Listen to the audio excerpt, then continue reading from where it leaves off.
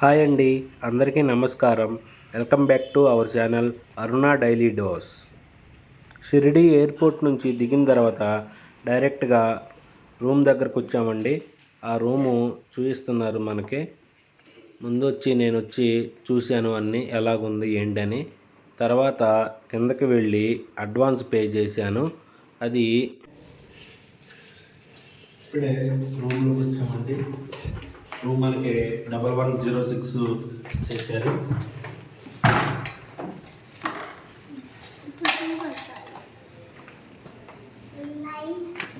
ఇదేనండి మన ఉండబోయే room.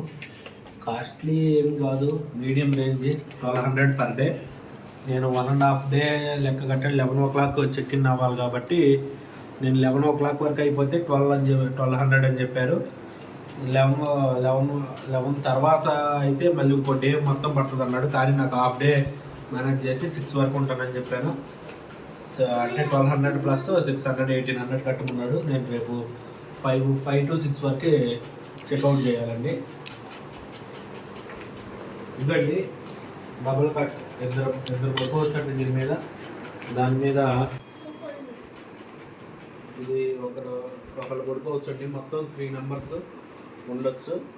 Plus childrens. ఈ రూము టెంపుల్కి జస్ట్ ఒక 100 meters దూరంలో ఉంటుందండి. చాలా ఉన్నాయి ఇలాంటివి. కానీ మాకు ఆ కార్ డ్రైవర్ తీసుకొచ్చి ఇక్కడ డ్రాప్ చేశాడు. అతనికి ఏం కమిషన్ లేదు. యాక్చువల్లీ అతను నార్మల్గా వచ్చి ఇది బాగుంటుందని చెప్పారు. మేము ముందుగా అకామిడేషన్ గురించి మేమేం బుక్ చేసుకోలేదు, అక్కడ చూసుకోవచ్చులే అని. అది పర్లేదండి, బాగానే ఉంది. రూము చాలా నీట్గానే ఉంది. తక్కువ ధరకు వచ్చిందండి. కొన్ని చోట్ల అయితే 2000 3000 వరకు కూడా ఉన్నాయండి. ఇది మీడియంలో అటు హై కాదు, అటు లో కాదు, బాగానే ఉందండి. వెంటిలేషన్ కూడా చాలా బాగా వస్తుంది. ఏసీ ఉంది, టీవీ ఉంది, టెలిఫోన్ ఉంది. ఏమైనా ఆర్డర్ చేసుకోవాలనుకుంటే కబోర్డ్స్ ఉన్నాయండి, మన సామాన్ కానీ ఏమైనా లగేజ్ పెట్టుకోవడానికి. థర్స్డే, సాటర్డే, సండే ఫుల్గా ఉంటుందండి షిరిడి. ఈ రోజుల్లో ముందుగా బుక్ చేసుకుంటేనే బెటరు, తర్వాత దొరకాలంటే కొద్దిగా కష్టము.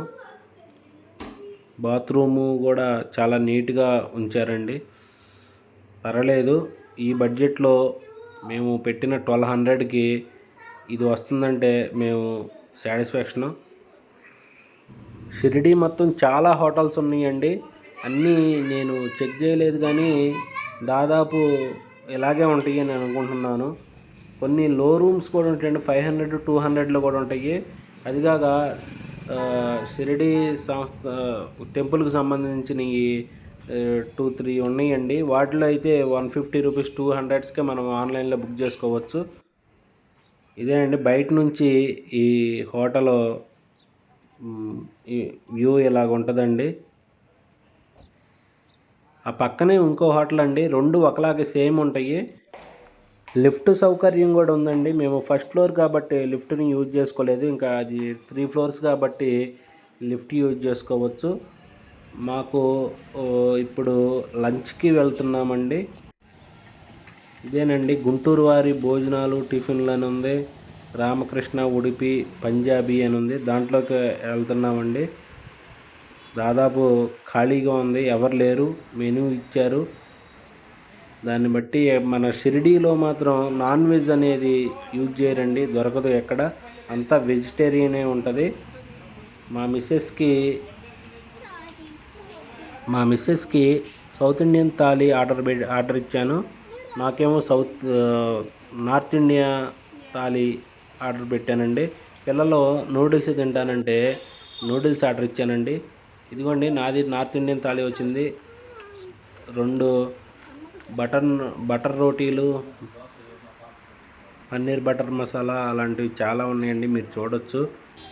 లంచ్ చేసిన తర్వాత మేము రెడీ అయ్యి ఫ్రెష్ అప్ అయ్యి మాకు 6 o'clock అయింది. 6 o'clockకి దర్శనానికి వెళ్తున్నామండి. ఈ స్ట్రీటు స్ట్రైట్గా వెళ్తే టెంపుల్ ఉంటుందండి, గేట్స్ ఉంటాయి. గేట్స్ని బట్టి స్పెషల్ దర్శనం 6 నెంబర్కి వెళ్ళాలి. ఫ్రీ దర్శనానికైతే ఈ స్టార్టింగ్లోనే ఉంటుందండి, గేట్ నెంబర్ 1. దాని గుండా వెళ్ళొచ్చు మనము. ఎక్కువ పర్సెంట్ ఇక్కడ పంజాబీ ఫుడ్ అని ఎక్కువ కనిపిస్తుందండి, లేదా ఆంధ్ర ఫుడ్, గుంటూరు వారి ఫుడ్ అట్లా కనిపిస్తున్నాయండి. మన తెలుగులోనే ఉంటాయి బోర్డులు కూడా, చాలా వరకు మేము చూసినంత వరకు తెలుగులోనే ఉంటున్నాయండి. ఎక్కడో మరాఠీ, హిందీలో ఉంటున్నాయి. తెలుగువారు కూడా మాకు పరిచయం అయ్యారండి. ఆ టెంపుల్ లోపలికి ఎంటర్ అయిన తర్వాత అక్కడ సేవ చేసే వాళ్ళందరూ దాదాపు తెలుగులోనే, విజయవాడ వాళ్ళని ఉన్నారు. మాకు ఇంతకుముందు మేము వచ్చినప్పుడు తెలుగు, మాకు హిందీ సరిగా రాదు. దాని గురించి మనం ఎట్లాగే వెళ్ళాలా, ఎట్లాగా ఉండాలా అని అనిపించేది. కానీ తెలుగు వాళ్ళు చాలామంది ఉన్నారండి, మ్యాక్సిమం ఉన్నారు. ఈ మహారాష్ట్రకు సంబంధించిన వాళ్ళు కూడా తెలుగు కొంచెం కొంచెం మాట్లాడుతున్నారండి, మొత్తం ఎక్కువ రాకపోయినా కానీ. ఇదండి మనం చూడొచ్చు అన్ని స్టాల్స్. మనం టెంపుల్కి వెళ్ళే రూట్లో అంత క్రౌడ్ ఏం లేదు. మేము వెళ్ళింది సాటర్డే కాబట్టి కొద్దిగా క్రౌడే ఉంది. సండే ఇంకెక్కువ ఉండొచ్చండి. మ్యూజియం అంటారు, జామకాయలు అవి పెట్టారు ఇక్కడ. దర్శనం, ఫ్రీ దర్శనం చేపిస్తాము, శీఘ్ర దర్శనం చేపిస్తాము, ఎక్కడ తీసుకెళ్తామని అంటారు. వాళ్ళు ఎవరికి పట్టించుకోవద్దండి. ఇక్కడ కొద్దిగా గుడి ఉన్న తర్వాత గుడి చుట్టూ కొద్దిగా మోసాలు కూడా ఉంటాయి. అవి మనం పట్టించుకోకుండా ఏదో ఒక యూట్యూబ్ లేకపోతే తెలిసిన వాళ్ళ ద్వారానో తెలుసుకొని మనం షిరిడి రావటం బెటరు. నా ఉద్దేశం ప్రకారము. నాకు తెలిసిన షిరిడి సాయిబాబా గురించి కొంత వివరించడానికి ట్రై చేస్తాను, మీరు కూడా వినండి. భారతదేశానికి చెందిన ఒక మార్మికుడు, సాధువు, యోగి. సాయిబాబా అసలు పేరు, జన్మస్థలం తెలియదు. సాయిబాబాను అనేక ముస్లింలు, హిందువులు కూడా సాధువుగా నమ్ముతారు. సాయిబాబా జీవిత నడవడిలో, బోధనలలో 2 మతాలను అవలంబించి సహయోగము కుదర్చడానికి ప్రయత్నించారు. సాయిబాబా మసీదులో నివసించారు, గుడిలో సమాధి అయ్యారు.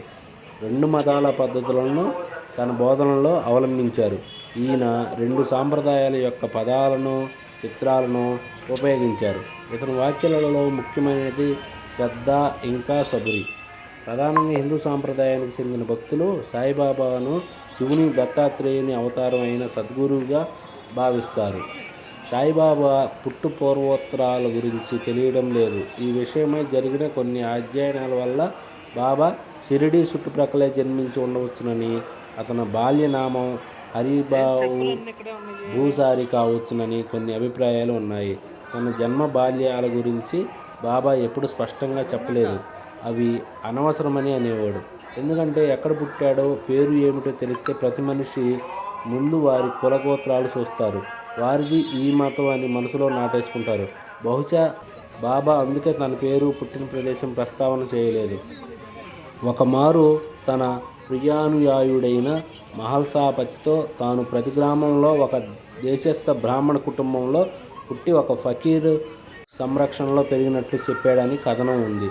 తను 1856లో సుమారు 8 సంవత్సరాల ప్రాయంలో బాబా మహారాష్ట్రలోని అహ్మద్నగర్ జిల్లాకు చెందిన షిరిడీకి వచ్చాడని, ఈ ప్రకారం బాబా సుమారు 1848లో జన్మించి ఉండవచ్చును. ఆ యువకుడు ఒక వేప చెట్టు కింద ధ్యానంలో రాత్రింబవళ్ళు కూర్చొని ఉండేవాడు. అతనిని చూచి గ్రామస్తులు ఆశ్చర్యపడ్డారు.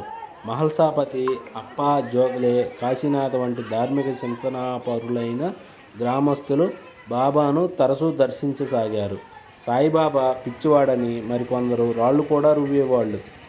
మళ్ళీ కొంతకాలం కనిపించకుండా పోయిన సమయంలో అతను ఎక్కడికి వెళ్ళాడో ఎవరికీ తెలియదు. అప్పుడు అతను చాలామంది సాధువులను, ఫకీరులను కలిశాడని, నేత పని చేశాడని కొన్ని సూచనలు వలస తెలుస్తున్నాయి. కానీ అవి అంచనాలు మాత్రమే. నిజానికి వీటికి ఎటువంటి ఆధారాలు లేవు. 1858లో చాంద్ పాటిల్ కుటుంబపు పెళ్లివారితో కలిసి బాబా షిరిడీ వచ్చారు. అక్కడ ఖండోబా మందిరం దగ్గర బాబా బండి దిగినప్పుడు మందిరం పూజారి మహల్సాపతి ఆవో సాయి, రండి సాయి అని పిలిచాడు. సాయి అంటే సా అనగా సాక్షాత్తు అని, ఈ అనగా ఈశ్వర్ అని. తరువాత సాయినామం స్థిరపడి ఆయన సాయిబాబాగా ప్రసిద్ధుడైనారు. షిరిడీ ప్రాంతంలో సాము, గరిడీలు, కుస్తీలు ప్రసిద్ధం. సాయి వేషాధారణ కుస్తీ పహిల్వాన్లలాగా ఉండేది. సూఫీ ఫకీరుల్లాగా మోకాళ్ళ వరకు ఉండే కఫని, తలకు టోపీలాగా చుట్టిన గుడ్డ ధరించడం మొదలుపెట్టారు. ఇలా ముస్లిం ఫకీరులా ఉండే బాబాకు స్థానిక హిందువుల నుండి కొద్దిపాటి ప్రతిఘటన కూడా ఎదురయ్యింది. 1918లో తన సమాధి వరకు సాయిబాబా షిరిడీలోనే ఉన్నారు. ఒక పాత మసీదును తన నివాసం చేసుకున్నారు. మసీదులో దునిని వెలిగించారు. అందులో నుండి విభూతిని తీసి తన దర్శనానికి వచ్చేవారికి పంచేవారు. అది వారికి రక్షణ ఇస్తుంది. వచ్చిన వారికి ఉపదేశాలు, ధర్మబోధాలు చేసేవారు. చాలా మహత్తులు చూపించారు.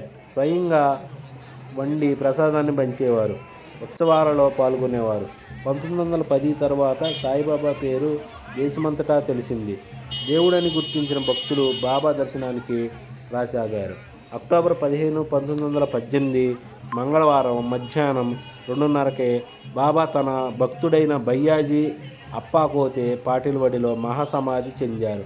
ఆయన దేహం బూటివాడలో ఖననం చేయబడింది. అక్కడే సమాధి మందిరం నిర్మించబడింది. చూడటానికి షిరిడి చిన్న గ్రామం అండి. ఆ గ్రామంలోనే ఈ సాయిబాబా మందిరం నిర్మించడం వల్ల అక్కడ వరకే కొద్దిగా క్రౌడ్ ఉంటుంది. కానీ ఇది మొత్తం చిన్న పల్లెటూరు అండి. ఇప్పుడే మనకి దర్శనమైంది. బయటకు వచ్చాము. బయటకు వచ్చి మేము కొంత షాపింగ్ చేసాము. షాపింగ్ చేసిన తర్వాత ఇక్కడ ఒక చిన్న మ్యూజియం ఉందండి. అది సాయిబాబాకి జీవిత చరిత్ర గురించి ఫోటోలు ఆధారంగా చూపించారు. అది మీకు ఇప్పుడు చూపిస్తానండి. మీరు కూడా చూడొచ్చు. అన్నీ సాయిబాబా స్వామికి చెందిన ఫొటోస్ గ్యాలరీ అన్నీ. అసలు ఇక్కడ దొరకన ఫోటో అంటూ ఉండదు. కానీ ఫోటోలు వద్దని చెప్పారు. కానీ నేను కొద్దిగా సీక్రెట్గా, ఎవరూ లేరు, మేము వెళ్ళినప్పుడు క్రౌడ్ లేదు, అప్పుడు నేను ఆ వీడియోలు తీశాను. ఆ పక్కనే కళావేదిక అండి. శిల్పకళావేదిక లాగా అక్కడ ఎప్పుడు మనకి ఏదో ఒక కార్యక్రమం జరుగుతూ ఉంటాయి. పాట కచేరీలు అలాంటివి జరుగుతూ ఉంటాయి. అది కూడా మనం చూడవచ్చు.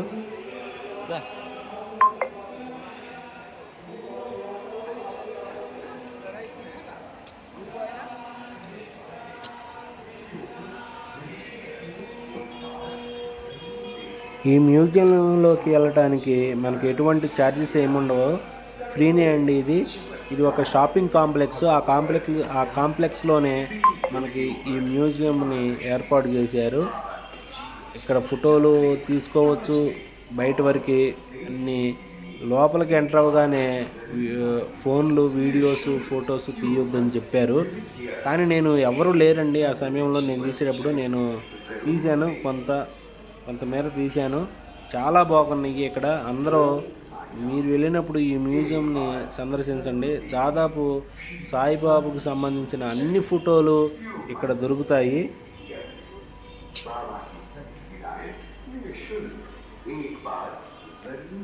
మాకు దర్శనము ఒక 1.5 hour పట్టిందండి. మేము స్పెషల్ టికెట్ తీసుకున్నా కానీ, ఎందుకంటే మేము ఎగ్జాక్ట్గా 6 o'clock వెళ్ళాము. 6 o'clockకి హారతి ఉంటుందండి. ఒక 1 hour మమ్మల్ని ఆపేశారు.